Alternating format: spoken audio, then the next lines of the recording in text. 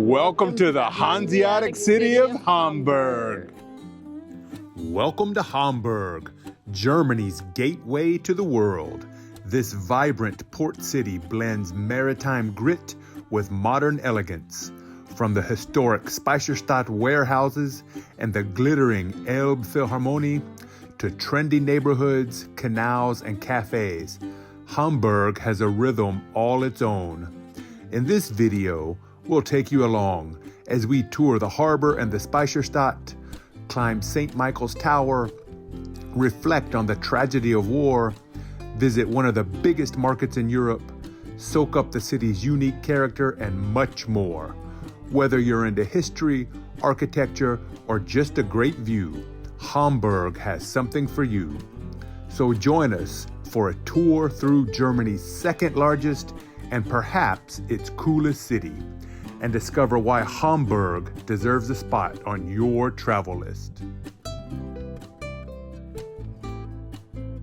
All right, good morning. And we are in the Rathaus at Hamburg, and beautiful building, has a really nice courtyard with a very nice fountain. We were out there, and we are about to meet our tour guide and start our walking tour of Hamburg and learn all about this beautiful city. We got here yesterday evening, so we spent just a little time here, and then this morning walked around a little bit, but we're super impressed with Hamburg so far. It's beautiful, has a lot to see and do, so we're gonna be really busy over the next couple days.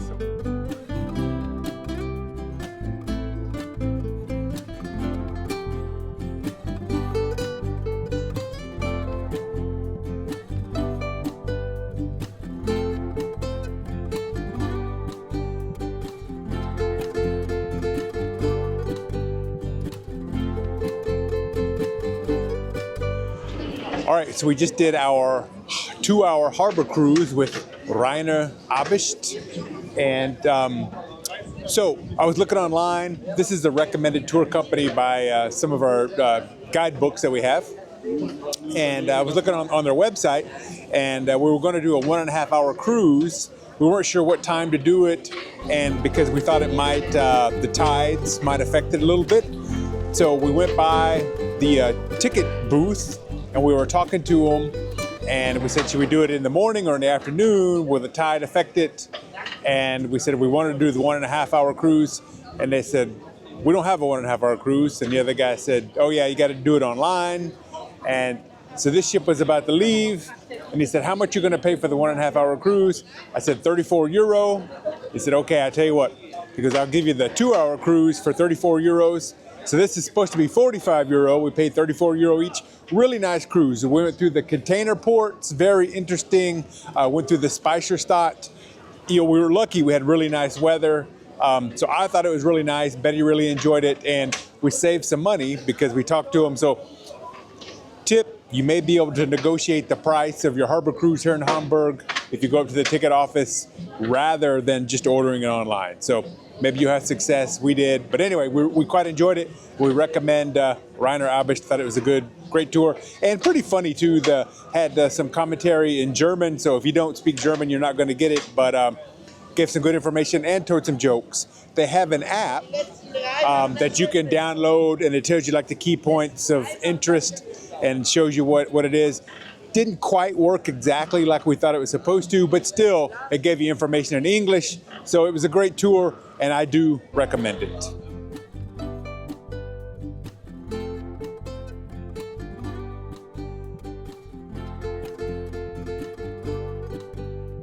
All right, and if you don't want to pay for a tour of the harbor, a harbor cruise, you can do a self-guided tour by catching ferry number 62, and it kind of runs you around the harbor.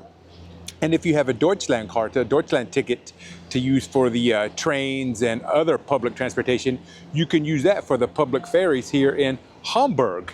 And if you're a Rick Steves fan, if you have his book on Germany, the Hamburg section has a very good self-guided tour of the Hamburg harbor using ferry number 62. So there you go. You can do a self-guided tour and save yourself some money. Remember why, but sometimes I want to be a stranger. So this is St. Michael's Church, or Der Michael, as locals call it, the Michael.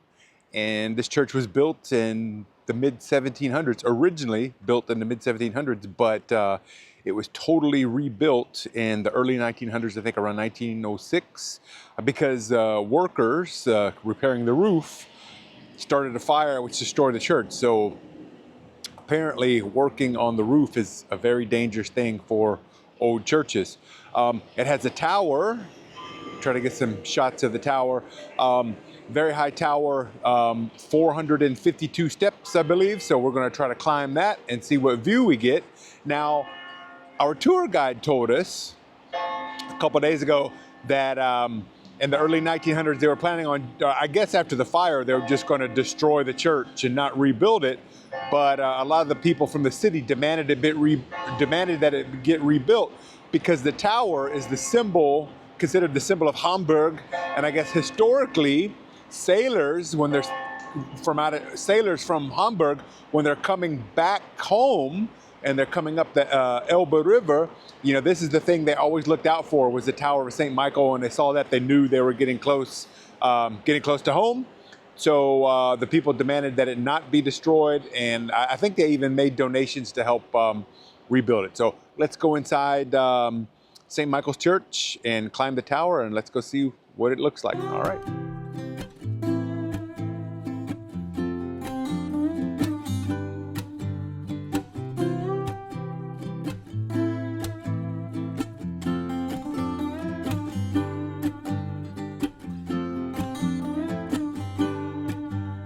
All right, made it to the top of the Michael, St. Michael's Church. Pretty nice view, I think.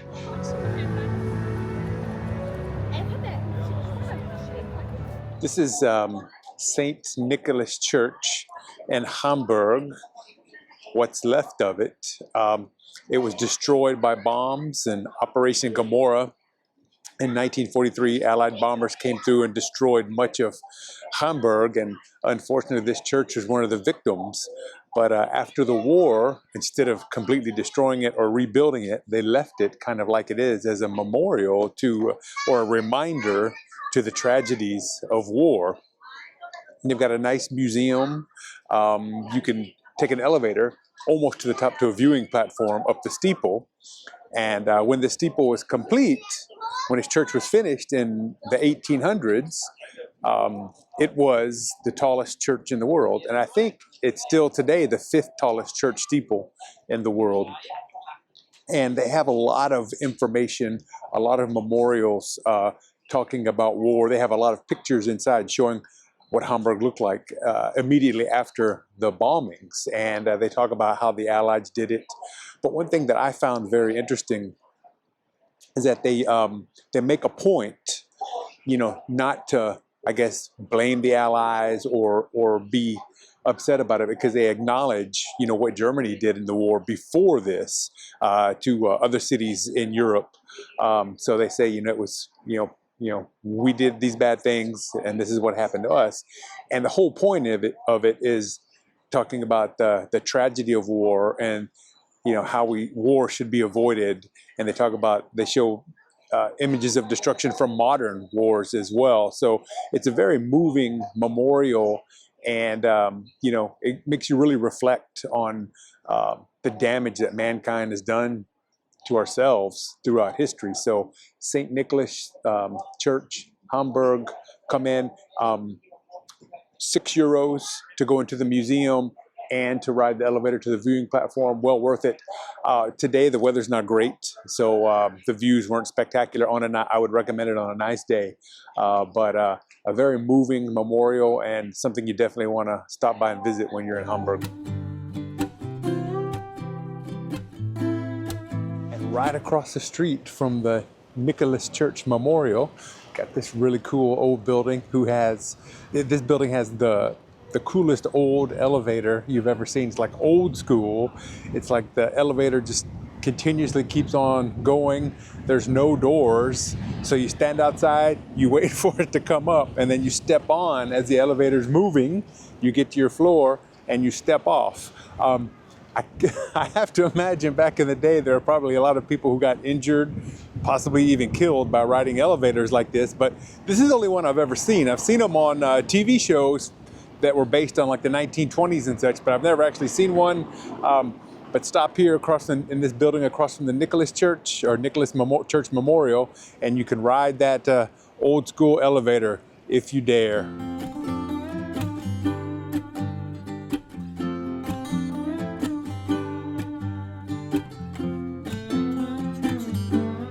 This is the Speicherstadt in Hamburg, or the warehouse district. And Speicher, I think, means to save or to store in German. So this is where they stored all the goods coming in and out of the port of Hamburg. And what's interesting is like, so these buildings, these beautiful red brick buildings, they were built in the late 1800s, early 1900s. And they were actually built just a little outside of the city. So I think when this was used, this wasn't actually officially part of Hamburg. And so this was like a customs-free area.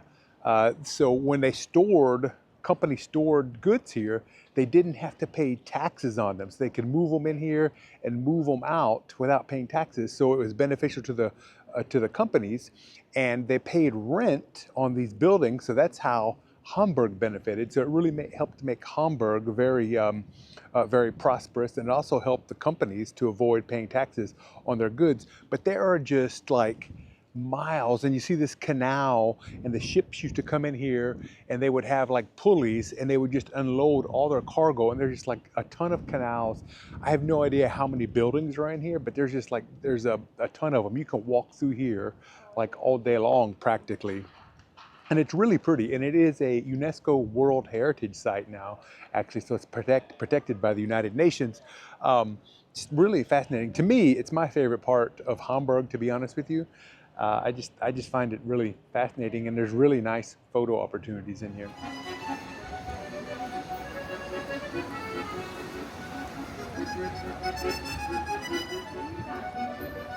All right, so we are at the Hamburg Markt, which is a weekly market. They have it twice a week, Tuesday morning and Friday morning.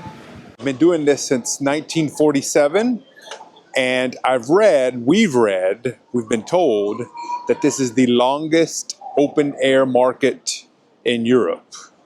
Now, I don't know if that's true, because on the official Hamburg visitor information website, it talks about this market, since it's 1 kilometer long. It does not say it's the longest in Europe, so I don't know if that's true, but it is long. It's really nice, 1 kilometer. It's all covered underneath this bridge. So the weather in Hamburg changes all the time. You never know, it might be sunny one minute and then rainy the next minute. So chances are you're going to get some rain, but the market's completely covered.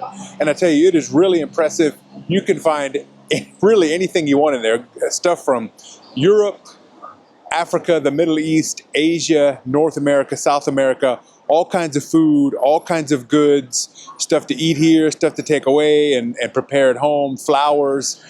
Truly impressive. And most of the stuff that we've looked at seems to be really high quality stuff. So it's a really nice market. Highly recommend. And you take the subway and get off at the Eppendorf. Take the subway, get off at the Eppendorf stop, and get out, go underneath the stairs, and you're really right there. 1 kilometer of shopping. We're going to go in, we're going to walk back in. I think we're going to stop and have some coffee somewhere. Had some really nice looking coffee places, just some really good food. So if you're here in Hamburg on Tuesday or Friday morning, recommend you come here to the Markt and spend some time here. And I think it'll be a nice way to spend your morning.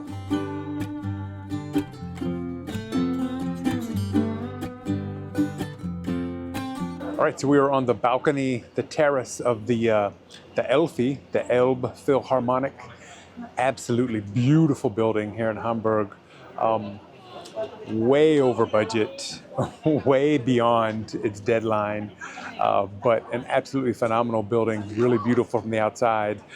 To get inside, you have to get a ticket, but it's free. So you have to go to like a ticket office, pick up a ticket, then come in, scan your ticket, come into the top. Really beautiful facility. Now, we were told that this is the last year it's going to be free, and that starting in 2026, you're actually going to have to pay to get in. I don't know how much that's going to be, but that's what we were told. They have concerts here, and the acoustics are supposed to be absolutely extraordinary. So if you get a chance, come to a concert here.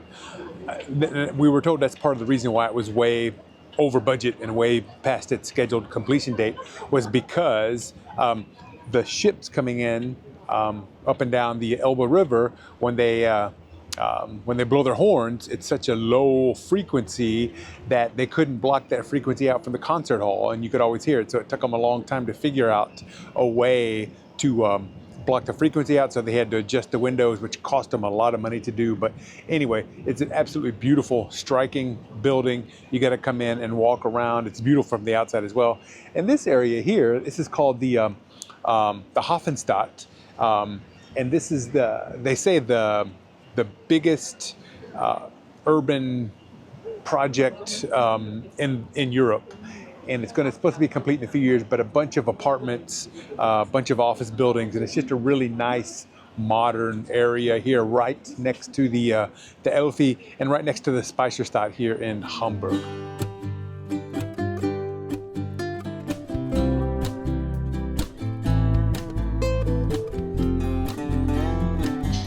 All right, so welcome to the Reeperbahn, and if you are having a bachelor or a bachelorette party in Hamburg, then this would be the place you'd come. Plenty of drinks, plenty of action, gambling, table dancing, transvestite dancing, ladies of the night walking down the street, all the vices. Think about Las Vegas, New Orleans, I don't know, rolled up into one, and everybody speaks German. Kind of what you got here on the Reeperbahn. So if you're looking to have a good time, have a few drinks, this is probably the area you're going to come to in Hamburg. I want to hold your hand. I want to hold your hand. All right, welcome to Beatles-Platz.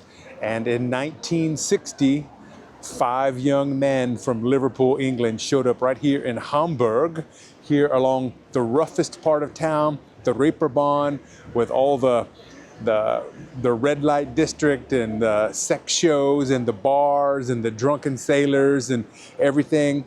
They showed up here. They had a steady paying gig. They played almost every night for 2 years. So I've read that John Lennon actually said one time that I was born in Liverpool, but I grew up in Hamburg. And truly, when the Beatles arrived here as a 5-man group, they weren't very good. They didn't have a record deal, and they were really practicing. But after you play every day, sometimes 2 or 3 times a day for 2 years in a row, when they left, they were really good. They were something special. And, John Lennon says they grew up here in Hamburg. When they left in 1962, there were only 4 of them. The original bass player left. Paul McCartney moved over and started playing bass, and they had a new drummer. Ringo Starr came in and took over drums, and the world of music, in fact, the world in general, would never be the same. All right, thanks for joining us on this great visit to Hamburg in northern Germany on the Elbe River. It's been a fantastic couple days, and I tell you what, this is a dynamic city, and it's a great place to visit. And unfortunately, visitors from North America, when they come to Germany, oftentimes they neglect northern Germany. They head down south, they go to the castles in the Rhineland, or they go to Bavaria. But I'm telling you what, when you're planning your trip to Germany, I think you'd be mistaken not to put Hamburg on that list, because we've been completely surprised. There's been so much to do here, and we have had a great time, I tell you what. So thanks for joining us. We appreciate your support. And tomorrow we're off to Lübeck, another great city here in northern Germany. So we're excited to check that out too. So thanks for joining us, and we'll see you next time. And be sure, if you like this video, if you enjoyed this tour of Hamburg, give us a thumbs up, leave a comment, and let us know what you think. And subscribe if you enjoy our content, and let us know what's your favorite place to visit in Germany, and have you been to northern Germany? Have you been to Hamburg? And what did you think about it? So we love hearing from you, and we'll see you next time. Bye.